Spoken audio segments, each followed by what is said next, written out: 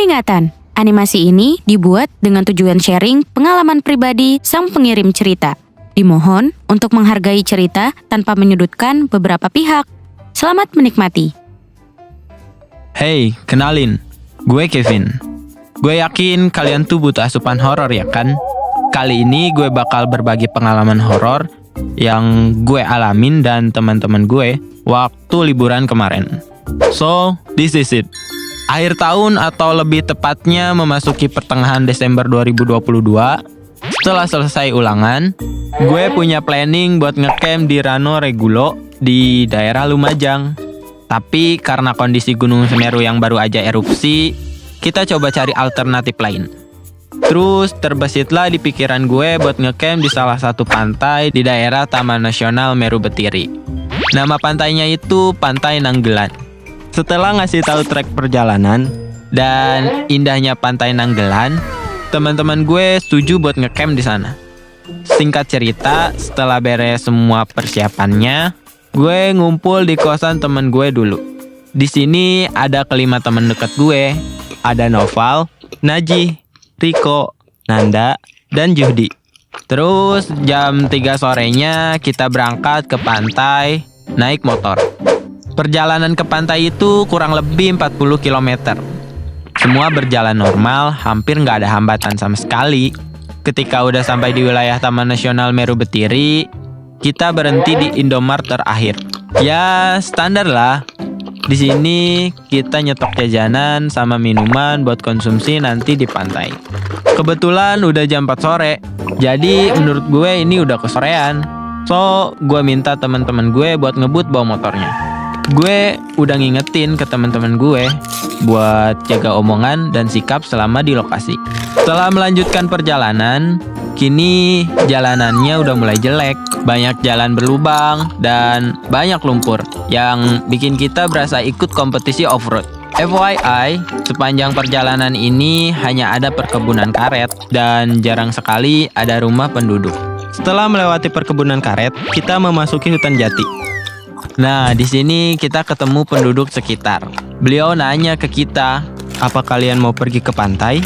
Terus kita ngejawab iya. Seketika raut wajah beliau kelihatan begitu cemas, mengingat waktu kami sampai itu udah jam 5 sore. Akhirnya beliau mengantarkan kami ke parkiran. Sesampainya di parkiran, beliau menyuruh kami memasukkan motor kami ke dalam gubuk dan mengunci ganda. Soalnya yang jaga parkiran lagi keluar. Setelah itu kami pun segera berangkat menuju pantai. Gue lihat lagi wajah bapak itu kayak sedikit ragu dan khawatir sama kami. Jujur, gue jadi rada takut. Cuma ya gue tetap berusaha menikmati perjalanan ini. FYI, lokasi tempat parkir ke pantai itu ya lumayan jauh. Butuh sekitar 40 menitan buat sampai ke pantai. Itu pun harus melewati bukit dulu. Nah, gue jelasin ya bagaimana urutan kita jalan.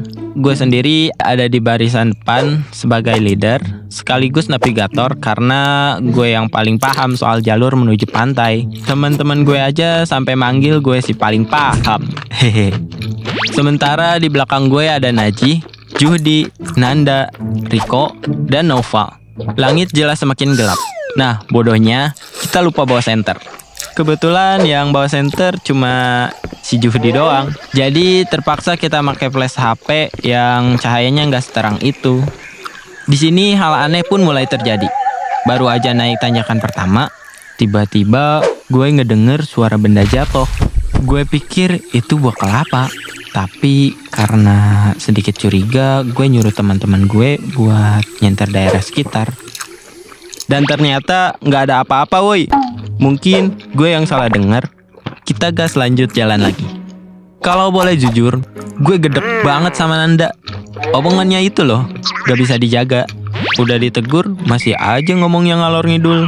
Ya udahlah ya, gue coba berdoa dalam hati gak akan ada kejadian apa-apa. Akhirnya dari kejauhan kita dengar suara ombak. Kita bergegas tapi juga hati-hati. Karena akses ke pantai itu jalanannya menurun dan cukup licin. Pas sampai di lokasi, kita berenam langsung merasa senang banget.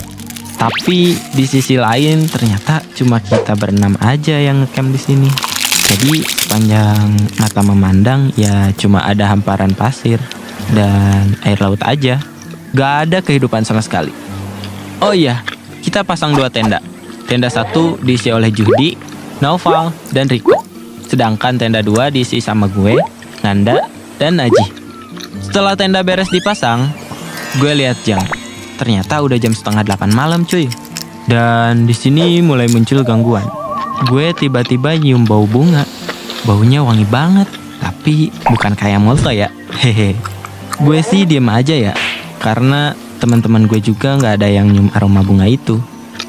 Selang beberapa saat, tiba-tiba ada suara wanita yang ketawa kenceng banget.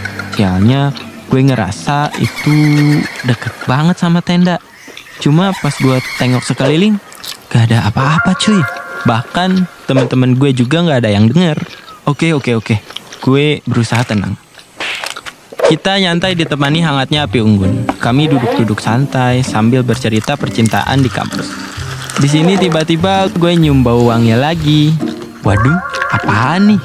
Dan ternyata Najih bawa hand sanitizer yang digunakan buat membesarkan api. Gue langsung bisa bernapas lega. Karena wangi yang gue cium di awal tadi bisa aja bawa hand sanitizer. Buat jaga-jaga menghindari air laut pasang, si Naufal ngide buat pembagian sip malam. Kan gak lucu ya kalau lagi asik-asik tidur, tahu-tahu ada air masuk tenda. Yang ada bisa-bisa sempak gue basah. So, giliran pertama yang jaga itu Naufal, Juhdi, sama Riko. Sedangkan yang jaga belakangan milih istirahat duluan. Tapi sebelum istirahat, kami melihat di pojok pantai ada cahaya lampu dan cahaya api unggun. Meskipun cuma samar-samar, karena udah malam dan jaraknya lumayan jauh. Gue sih mikirnya, oh paling nelayan atau orang mau mancing malam-malam. Ketika baru aja tidur, tiba-tiba Najih bangun dan sedikit shock. Gue yang sudah hampir tidur juga kebangun gara-gara Najih heboh. Teriak ada kepiting lah. Sontak Nopal CS yang lagi jaga juga masuk tenda. Tapi pas dicek sih gak ada apa-apa. Akhirnya kita mutusin buat tidur lagi. Tapi Najih lagi-lagi heboh sendiri. Katanya kakinya kayak ada yang narik. Dan gak mungkin juga ada yang ngusilin dia. Soalnya Nopal, Juhdi, sama Riko itu lagi di luar tenda. Karena ngerasa bosan, Nopal, Juhdi, sama Riko memilih buat jalan-jalan keliling pantai. Tapi di tengah jalan, Nopal ngedengar suara eraman hewan. Suaranya terasa berat, kayak banteng katanya. Nah, karena ngerasa gak aman, Nopal nanya ke Riko, kok mau lanjut apa enggak? Riko sih bilang, gas-gas aja. Baru juga beberapa langkah, tiba-tiba badan Riko kaku jir. Sontak Juhdi sama Nopal panik dong. Apa yang buat Riko melotot kayak gini? Setelah Riko sadar, mereka bertiga berlari ke tenda. Akhirnya tibalah giliran gue, Nanda, sama Najih yang jaga. Gue sempat iseng ngeliat ke ujung pantai. Ternyata api unggun milik pemancing itu udah mulai mengecil dan mungkin akan padam sebentar lagi. Berhubung banyak nyamuk di luar, bukannya lanjut jaga, kita bertiga malah balik lagi ke tenda. Pas lagi asik-asik dengerin curhatan Nanda, Najih tiba-tiba melihat keluar tenda. Kebetulan api yang ada di ujung pantai itu tiba-tiba berkobar besar.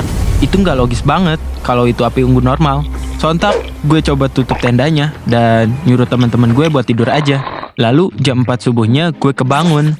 Karena mulai terang, gue bangunin teman-teman gue juga. Dan kita berkeliling menyusuri pantai buat menyambut sunrise. Di sini gue ngajak Juhdi ke ujung pantai di mana tempat api unggun raksasa itu berada. Dan yang gue temukan adalah gak ada apa-apa. Bahkan bekas kayu bakar pun gak ada. Lantas semalam itu apa? Pikiran gue selalu menuju ke Banaspati. Namun gue mencoba untuk berpikir positif. Mungkin hanyut terbawa air pasang. Yang pasti kalau bekas api unggun itu terbawa ombak, bakalan tersangkut di terumbu karang. Dan faktanya gue gak menemukan bekas api unggun itu. Entah itu di pinggir pantai atau di dekat terumbu karang. Setelah itu gue dan Juhdi kembali ke tenda. Di sana kami berfoto-foto dan setelah itu bersiap-siap untuk pulang. Di sini gue mencoba untuk memancing teman-teman gue untuk bercerita tentang apa aja yang terjadi malam itu. Tapi mereka nolak dan memilih untuk cerita ketika udah keluar dari pantai. Oke. Setelah Setelah ngeberesin tenda dan lain-lain, kami pun berangkat pulang. Kami beberapa kali berpapasan dengan pemancing yang hendak menuju ke pantai. Di perjalanan pulang ini, kami nggak ngalami gangguan apapun, malah seakan lebih cepat. Setelah sampai di gubuk, kami langsung ambil motor dan bayar uang parkir menginap sebesar 75.000 untuk 3 motor. Kami pun berhasil keluar dari kawasan Taman Nasional Meru Betiri. Dan setelah itu, kami pergi nyari makan. Di saat makan ini, kami cerita tentang apa aja yang terjadi. Noval mulai cerita ketika menjelang subuh, dia sempat bangun dan ngecek HP-nya. Namun, tiba-tiba ada yang megang bahunya. Seketika, seluruh tubuh bagian kiri Noval mati rasa, gak bisa digerakin. Di situ dia nyoba raba-raba menggunakan tangan kanannya. Dan dia langsung megang kepala seseorang. Dia langsung mikir, mungkin ini Juhdi. Namun, dia bilang kalau rambut yang dia pegang sangat halus dan gak kasar seperti rambut Juhdi. Beberapa menit sebelum gue bangunin Nopal, sosok itu menghilang sendiri. Tiba-tiba Juhdi nyaut. Dia bilang bahwa ketika menjelang subuh, ada sosok hitam yang naruh tangan di atas dada Juhdi. Juhdi pikir itu tangan Noval, tapi dia yakin tangan Noval gak seberat itu. Jir, tangan siapa itu? Setelah selesai makan, kami langsung pulang ke kosan masing-masing. Besoknya, beberapa dari kami jatuh sakit, termasuk gue sendiri. Langsung demam gitu. Waktu kami main basket, ada salah satu temen gue yang rumahnya memang dekat sama pantai Nanggelan. Dia bilang kalau kami ini terlalu nekat, karena pantai itu memang masih wingit, dan masih banyak penunggunya. Beruntung bagi kami karena sosok itu nggak ada yang ngikutin sampai ke kosan kami masing-masing. Karena kejadian ini, kami pun kapok dan gak akan ngulangi lagi hal-hal nekat seperti ini. Buat kalian, jangan sampai ngikutin pengalaman buruk gue ya. Paling enggak, kalau emang mau liburan, mending ke tempat yang udah jadi objek wisata aja.